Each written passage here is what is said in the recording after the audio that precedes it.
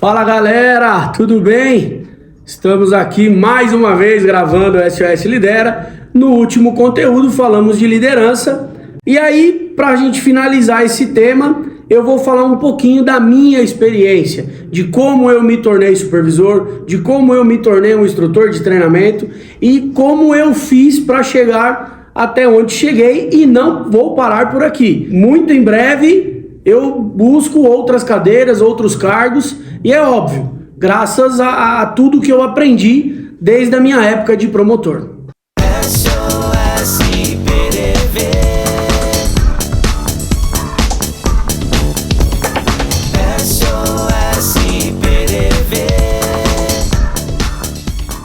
No episódio passado nós falamos aqui de liderança, de tipos de liderança, e eu com os meus 17 anos no meu primeiro emprego como promotor de merchandising da Intel, me vi numa situação ali perdido. Cheguei para atender 2 lojas no shopping Ibirapuera, eu não tive direcionamento, eu não tive treinamento, eu não tive um acompanhamento de primeiro dia, simplesmente saí da agência com as cartas de apresentação. Na época nós saíamos com a carta de apresentação, chegava na loja, entregava para o gerente, ele assinava, carimbava e você fazia a loja.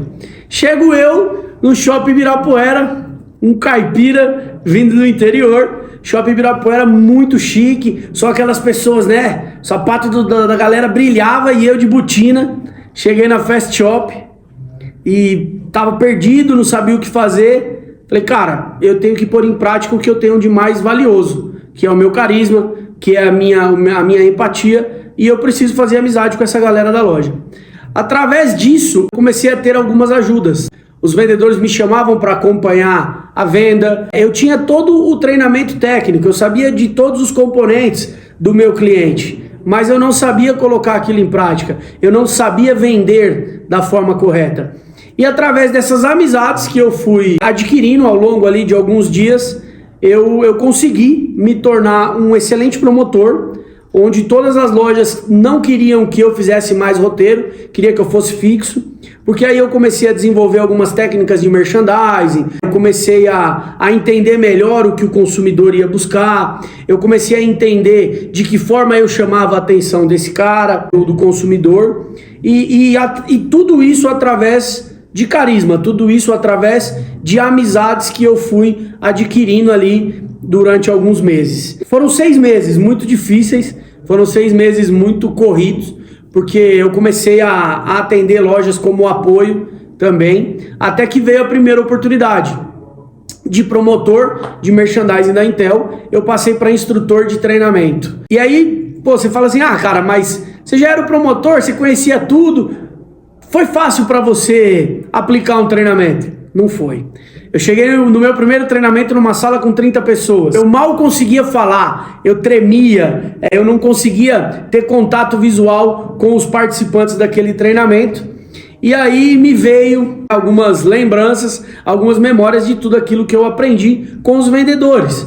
Cara, primeiro contato tem que ser visual, depois você foca no seu produto, fala um bom dia, dá a mão pro pessoal, aquele pessoal que está na primeira fileira, você tem que se apresentar. Enfim, foram algumas das técnicas que eu fui aprendendo por ser muito carismático. E aí veio o novo desafio, instrutor de treinamento nacional. Pô, mais uma vez, um caipira perdido no aeroporto. Cara, como é que faz para pegar esse avião? Como é que faz para descer? Às vezes tinha uma escala, às vezes tinha que ficar esperando o horário do outro voo. E eu perdido, sozinho, viajando o Brasil inteiro. Continuei fazendo amizades, continuei criando relacionamentos. Comecei a seguir algumas pessoas por exemplo, né? Eu via a pessoa fazendo. Na minha época não tinha o check-in pelo celular, tinha que ir lá na máquina ou no balcão. Então eu comecei a seguir o exemplo das pessoas. Eu comecei a fazer o que as pessoas faziam para que eu pudesse ter uma maior agilidade naquilo.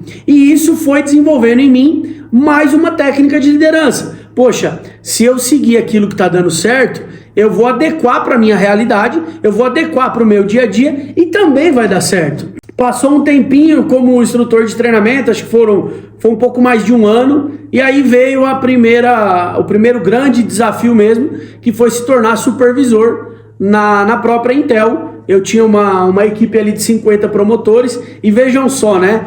Quando eu comecei como promotor, eu tinha 5 lojas e eu já achava muito. E aí eu viajei o Brasil inteiro por essa marca, por essa empresa, e depois me fizeram uma proposta de supervisão. Eu parei, fiquei uns 2 dias pensando se de fato eu aceitaria ou não, muito preocupado, né? Porque aí eu já estava na faculdade, eu não podia perder o emprego, eu tinha uma grande responsabilidade em pagar a minha mensalidade. E aí eu falei, poxa, hoje como instrutor de treinamento eu tô tranquilo, eu tô numa zona confortável, porque eu tinha desenvolvido muitas técnicas, eu apresentava muitos treinamentos. Um desses treinamentos foi no Planetário, que aí foi o meu ápice na carreira de instrutor de treinamento, foi no Planetário do Parque Ibirapuera, com mais de 1000 pessoas. E aí eu falei, poxa, eu vou trocar toda essa instabilidade que eu tenho por uma nova posição dentro da empresa, por um novo desafio. E aí, quando eu parei para respirar um pouquinho, algumas pessoas falaram, cara, tudo aquilo que você faz como instrutor de treinamento, que você ensina as pessoas a fazer, você vai fazer hoje como supervisor. Só que não num cargo de treinador, e sim no cargo técnico da coisa. E aí a minha primeira ação, assim que eu assumi o cargo de supervisão, foi chamar todos os promotores, eu não lembro exato, mas era um pouquinho mais de 50. Chamei todos eles no auditório da empresa e perguntei para eles a dificuldade de cada um. Eu perguntei para todos. Cada um falou um pouquinho da sua dificuldade. Cada um falou um pouquinho do que tinha de barreira que não conseguia passar, que não conseguia derrubar dentro do ponto de venda. E aí eu me vi eu me vi um pouquinho de mim em cada promotor. Eu falei, poxa, eu já passei por isso. Eu não podia montar o meu merchandising. Qual foi o meu passo a passo? Falei primeiro com o gerente, depois eu falei com o vendedor líder, aí eu fui lá e falei com as meninas do crediário, vamos fazer uma campanha, e aí todo mundo se mobilizou para me ajudar. Aí eu ouvi o outro, cara, eu tenho problema na apresentação na loja, poxa, o gerente não para assinar minha carta, o gerente não para me ouvir. Aí eu fui lá e expliquei, cara, na minha época eu fiz da seguinte forma. Cheguei lá, não me apresentei como promotor, pedi para falar com o gerente, disse que eu tinha um problema. Quando o gerente parou para me ouvir, eu falei assim, muito prazer, eu sou o André, novo promotor da Intel. Então assim, as formas que eu desenvolvi para conseguir desempenhar as minhas funções com maestria, eu fui passando para o pessoal, né? E aí, além de passar, eu ia na loja, eu ajudava. E aí foi quando teve um boom na minha carreira de supervisor, que eu passei de supervisor regional para supervisor nacional. Então aí eu já comecei a cuidar do Brasil todo, aí eu tinha mais de 100 promotores e assim, a grande maioria tudo à distância, e a gente conseguia ter uma comunicação, por mais que naquela época não fosse tão fácil, né, a comunicação, WhatsApp, enfim, tô falando de 20 anos atrás, mas a gente conseguia ter esse contato, porque o pessoal ia muito pelo exemplo que eu dava, né? Eu gostava muito de estar junto na loja, eu mostrava como fazia. Eu nunca tive, eu sou supervisor, eu não vou montar cubo para fazer merchandising. Muito pelo contrário, eu pegava até o paninho com veja para limpar o mobiliário da loja. E aí eu saí dessa empresa e fui para uma outra empresa, atendendo um cliente muito grande também, acho que todos vocês conhecem, a Philips. E na época era Philips Valita, então era um segmento totalmente diferente. E quando eu cheguei lá nessa nova empresa, eu lembrei dos meus tempos de promotor, então cheguei com a minha humildade, né, sempre em primeiro lugar, com a minha empatia, com o meu carisma. Então o primeiro passo que eu fiz foi conquistar todo mundo ali do setor, conquistar todo mundo ali que ia trabalhar de fato muito próximo a mim, e isso foi me tornando um grande líder. E aí tive outras experiências, até que eu virei coordenador de uma agência no segmento de telefonia, da mesma forma, com muita transparência. Eu sempre tive uma capacidade muito grande de expressar os meus pensamentos, os meus sentimentos, minhas opiniões, e eu sempre procuro fazer isso de forma que todos entendam facilmente, né? Eu sou muito adepto à praticidade, então isso também é uma característica minha de liderança. E aí foi passando e eu tive...